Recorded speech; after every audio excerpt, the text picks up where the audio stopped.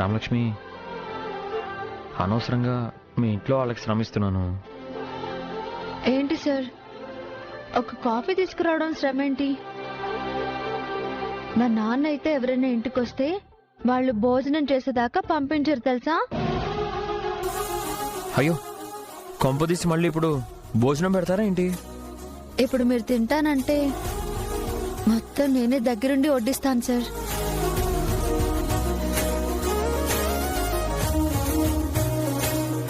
ఇంటికొచ్చిన అతిథిని అవమానించకూడదమ్మా.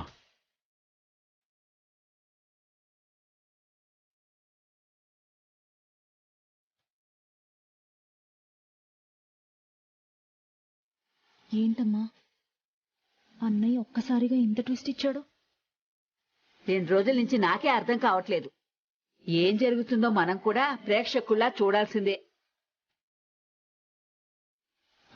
సార్, అది పర్వాలేదు బాబు.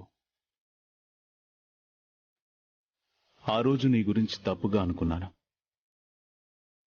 ఆటను దైవంగా భావించి మీ కాలేజీ గెలుపు కోసం నువ్వు పడ్డ తపనని చూశాను.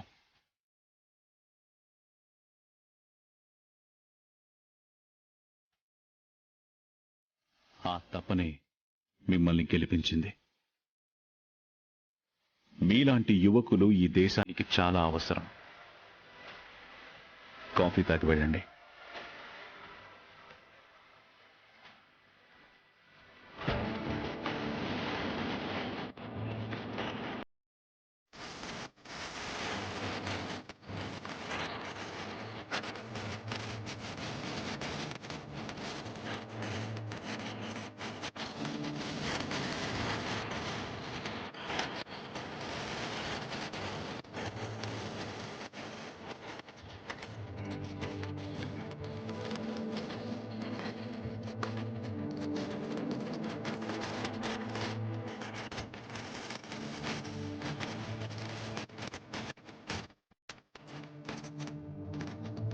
మేం కొట్టామని మనసులో పెట్టుకోకుండా రామలక్ష్మి గెలవడానికి కారణమయ్యారు.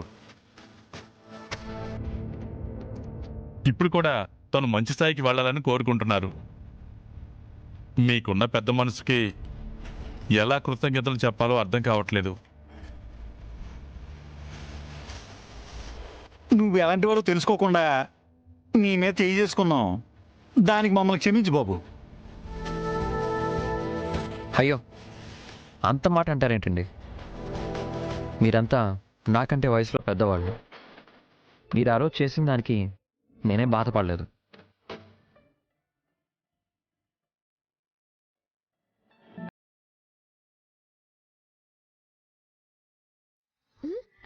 ఆద్య, ఎక్కడికి వెళ్ళిపోయావు? ఇందాకటి నుంచి నేను ఇల్లంతా వెతకాను తెలుసా? ఏదైనా మంచి విషయం నీతో షేర్ చేసుకుందామంటే నువ్వు పక్కనుండవు.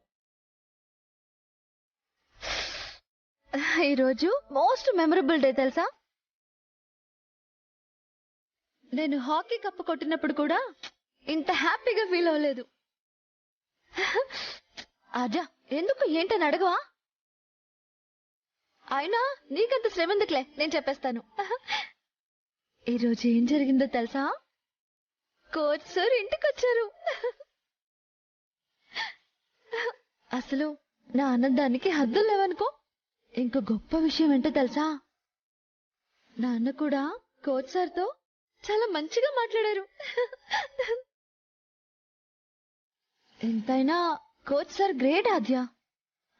తిట్లు తిన్న మనుషుల దగ్గరే భుజం తట్టి గొప్పవారు అనిపించుకున్నారు. ఇంకో హైలైట్ ఏంటో తెలుసా? కోచ్ సార్కి నాన్నగారే కాఫీ ఇమ్మన్నారు. నువ్వేంటి డల్గా ఉన్నావు? చెప్పు, జరిగింది వింటుంటే నీకెలా అనిపిస్తుంది? ఆద్య, చెప్పు, జరిగిందంతా వింటుంటే నీకేమనిపిస్తుంది? ఏం జరిగింది?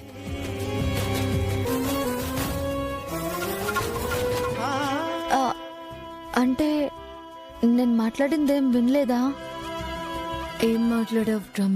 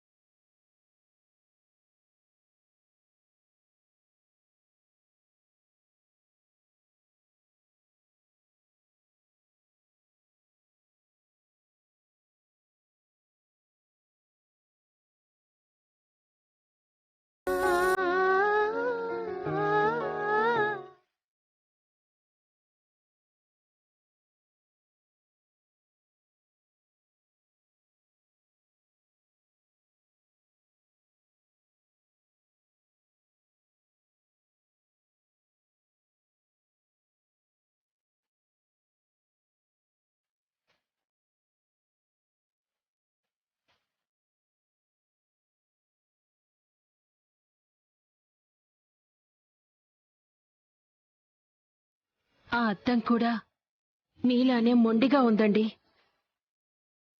సరిగ్గా నిలబడనంటోంది.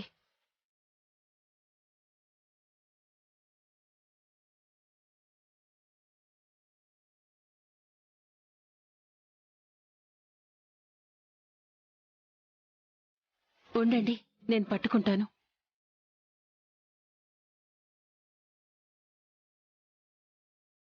అప్పుడప్పుడు అయిన వాళ్ళని సాయం అడగచ్చండి, తప్పులేదు. చిన్నప్పుడు మనం కూడా అంతే కదండి, నిలబడలేక అటూ ఇటూ కదులుతూ ఉంటాం.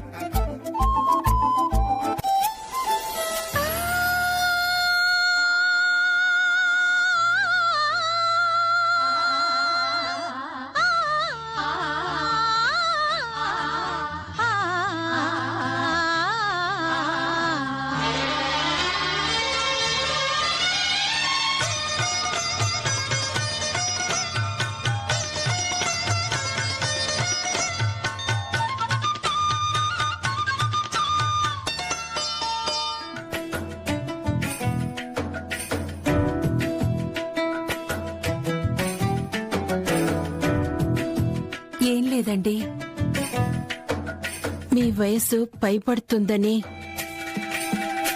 మీ తలలో వెంట్రుకలు చెబుతున్నాయి. అందుకేనేమో కూతురు పెళ్లి గురించి ఆరాటపడుతున్నారు. నా కూతురు విషయంలో ఎప్పుడు ఏం చెయ్యాలో నాకు బాగా తెలుసు. ఎవరి సలహా నాకు అక్కర్లేదు. నేను మీ కూతురు విషయంలో ఏమనడం లేదండి, మీ తల్లో వెంట్రుకల గురించి మాట్లాడుతున్నాను.